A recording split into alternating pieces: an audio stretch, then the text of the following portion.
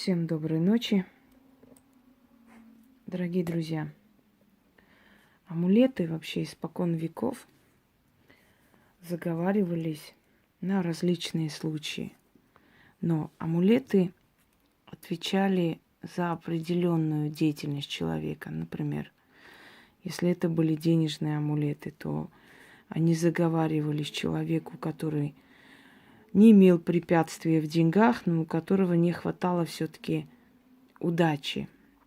То есть человек, который был проклят и у которого была закрыта денежная дорога, он не мог пользоваться амулетом, и амулет бы не приносил ничего, пока на нем было это проклятие.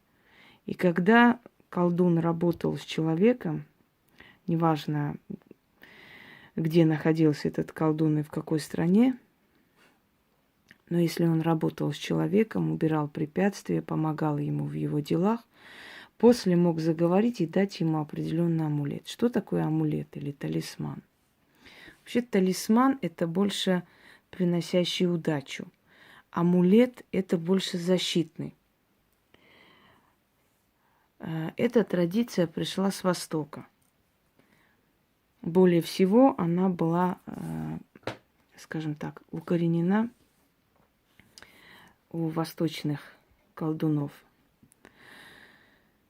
Это вызов определенной силы и закрепление в том или в ином материале, например, в золоте, в серебре, иногда в металле, смотря на что это заговаривалось, иногда в кукле, иногда в сундуке.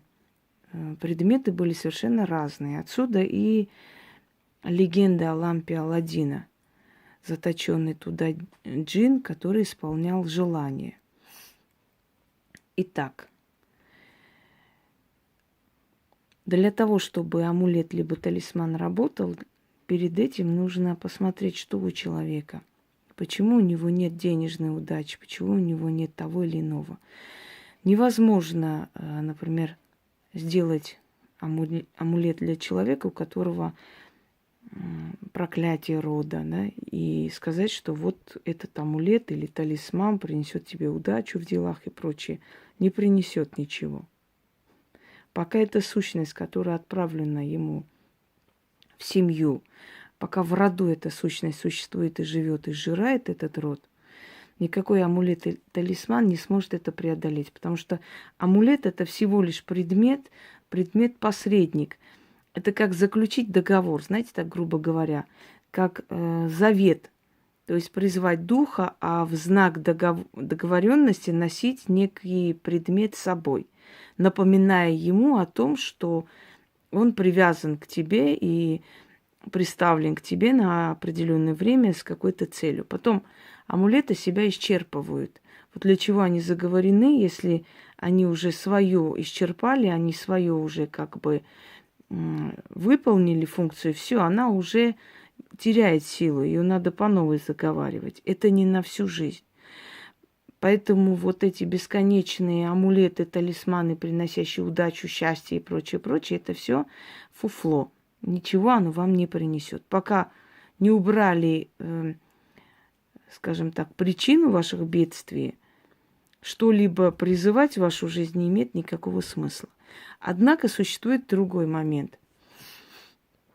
Амулеты от сглаза.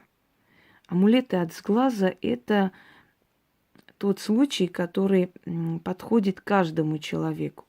Потому что неважно, что у человека там в жизни происходит, если человек боится сглаза, если есть что сглазить, если есть что испортить в его жизни, в карьере, в деньгах и так далее, то в этом случае возможно носить амулет от сглаза. Амулет от сглаза известен издревле. Детям вешали вот эти маленькие амулетики в виде глаза. На Востоке их называли гурутк. В переводе означает, практически глаз. Почему в виде глаза был этот амулет? То есть он отражает глаз. В этом и состояла его функция. И амулет от сглаза носили испокон веков, из древних времен. И богатые люди, и бедные люди, неважно. Считалось, что вообще сглаз, что такое сглаз? Мы, может, недооцениваем сглаз, но сглаз – это очень страшная, мощная вещь и очень сильный удар, энергетический удар. У нас глаза обладают определенной энергией. Это зеркало души, это дорога к мозгу. Вот что у нас назревает в голове, да, в головном мозгу, то и выходит наружу. Та энергия, которая у нас в голове, через глаза передается людям, смотря насколько мы сильные люди. Есть такие люди, которые глазливые, жутко глазливые. Некоторые не понимают этого, не знают, может, сами не верят в магию, но они глазливые. После того, как они пришли и чем-то полюбовались, это что-то обязательно разобьется. После того, как они зашли в магазин, похвалили магазин, этот магазин в ближайшее время разорится и закроется. И прочее, прочее. Поэтому таких людей испокон веков сторонились и не пускались то есть не пускали к младенцам, не пускали особо в дом, так старались на улице, на крыльце поговорить и отойти, потому что боялись этих людей, чувствовали, то есть слава об этих людей была очень дурная. Но есть люди, которые глазят специально, они знают, что их энергия, их глаза, вы знаете, вот такой мощный удар, вот глаз посмотрел, сужился, и из мозга выходит некая энергетика, как энергетический луч, удар и бьет по человеку. Очень часто люди, которые блистали там на балу, на свадьбах, все такие любовались, все заглядывались на этого человека. Очень может быть, что вернется домой, через некоторое время жутко заболеет, головные будут боли, будет рвота, будет просто слабость. Очень может быть, что у человека потом начнутся проблемы. Очень может быть, что потом у человека в доме начнутся проблемы. Иногда глазят даже близкие люди. Даже мама может сглазить. Вы ей рассказали о том, что у вас что-то получилось, не из-за злых побуждений, из-за радости. Резкий удар, радостная вещь внутри формулируется и бьет как удар. Некоторые женщины говорят, что они скрывают от матери карьерный взлет. Вот когда у них какие-то хорошие новости, они заранее матери не говорят, потому что обязательно не получится. Так вот, советовать вам могут по разным причинам.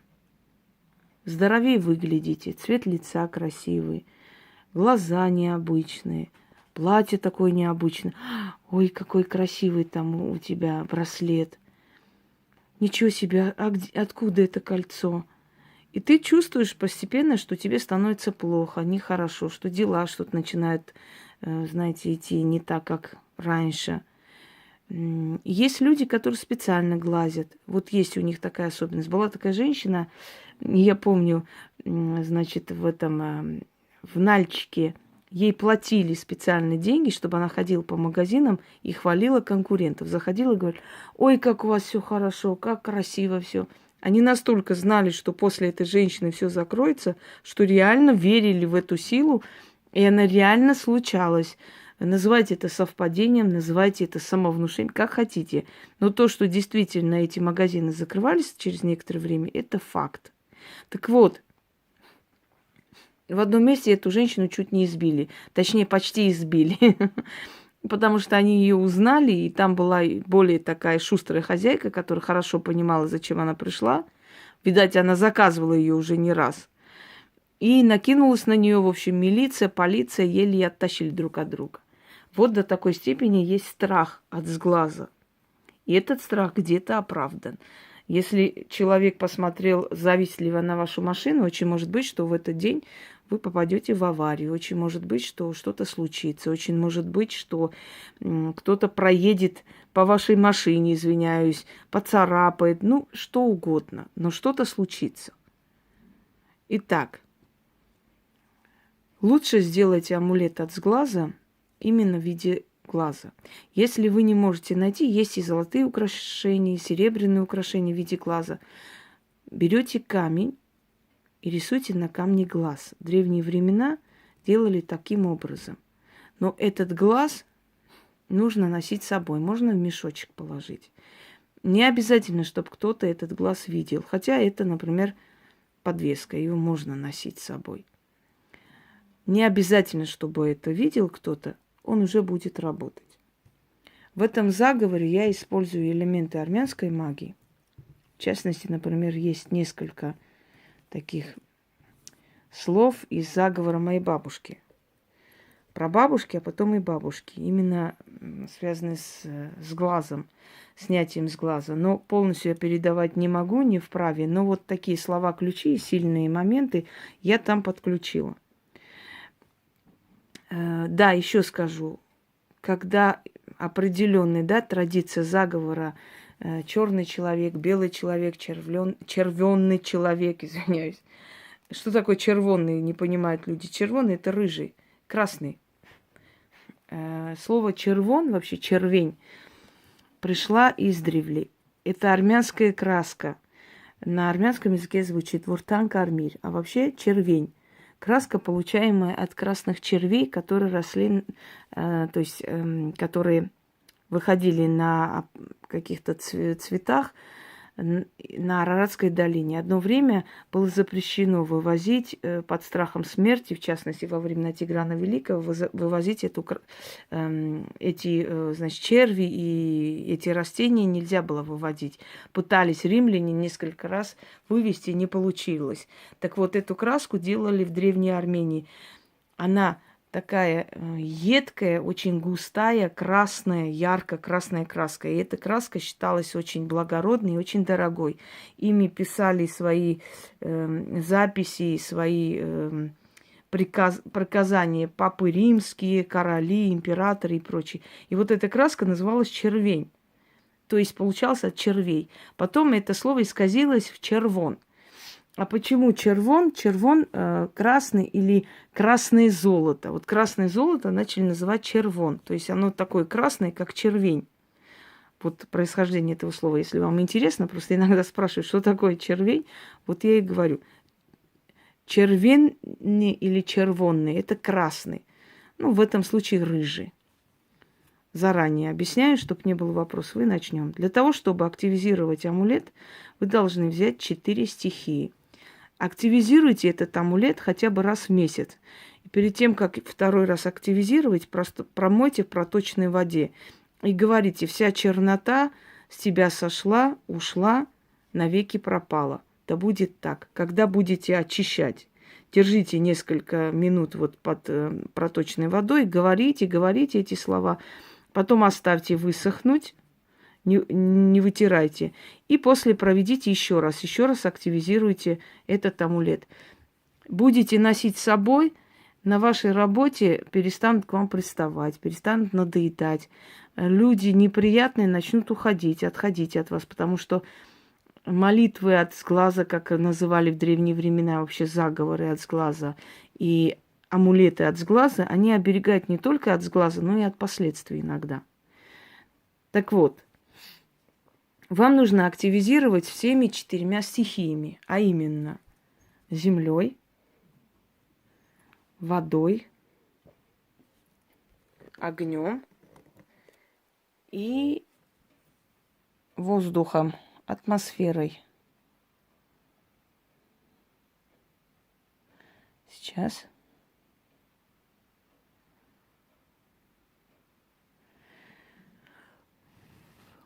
А атмосферу мы создадим из благовония, потому что это и есть некая атмосфера. Дым уходит в воздух, то есть он перемешан.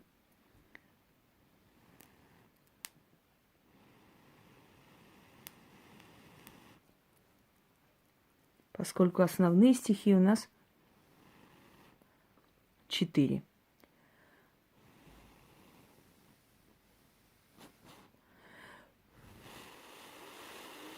Секунду, все, достаточно. Итак, я буду делать определенные действия, а потом вы это повторите. Еще раз говорю, если нет подобного глаза, если нет у вас подобного, скажем так, талисмана или амулета от глаза, продают обычно. Бывает иногда они из золота, бывает из серебра, бывают обычные из фарфора, такой маленький фарфоровый глазик, или какой еще там есть, что-то еще есть, перламутровый, да. Берете камень маленький, плоский, круглый, как вам удобно, и рисуйте желательно черной краской, но можно краской, можно маркером глаз. Потому что у вас должен быть глаз. И активизируйте этот амулет. И носите с собой в сумке. Может даже повесить возле двери, если вы боитесь, что сглазят вашу квартиру или имущество. Начнем.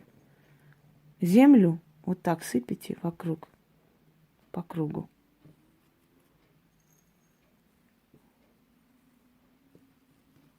И говорите: оживляю тебя силой земли. Читайте заговор. Всего нужно читать 4 раза.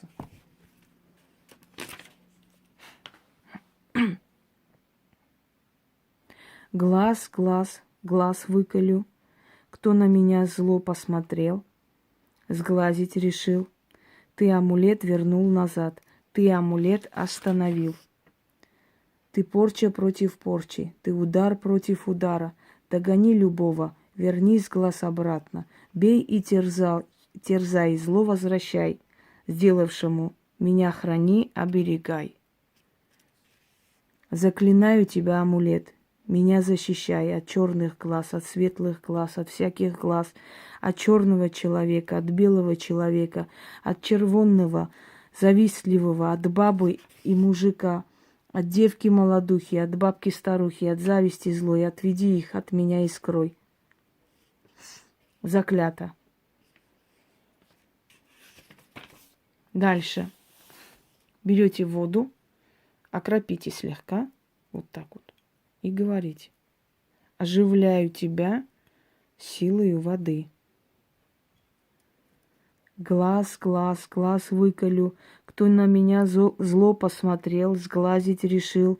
Ты амулет вернул назад, ты амулет остановил. Ты порча против порчи, ты удар против удара. Догони любого, верни с глаз обратно. Бей и терзай, зло возвращай сделавшему. Меня храни, оберегай.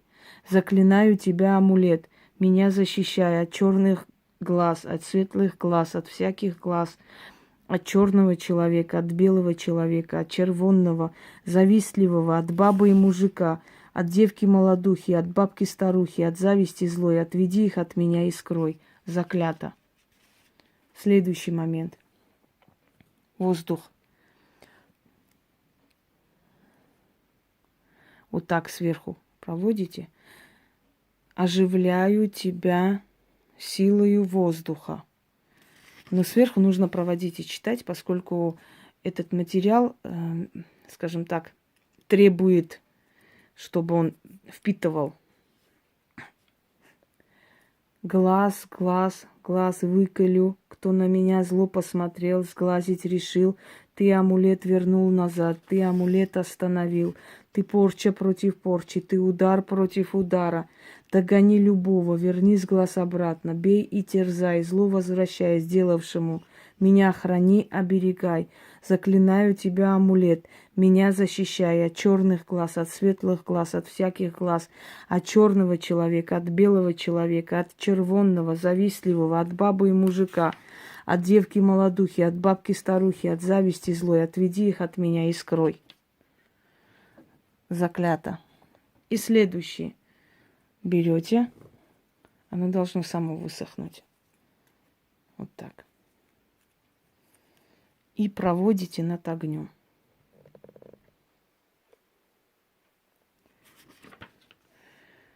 Глаз, глаз, глаз выколю. Кто на меня зло посмотрел, сглазить решил. Ты амулет вернул назад, ты амулет остановил.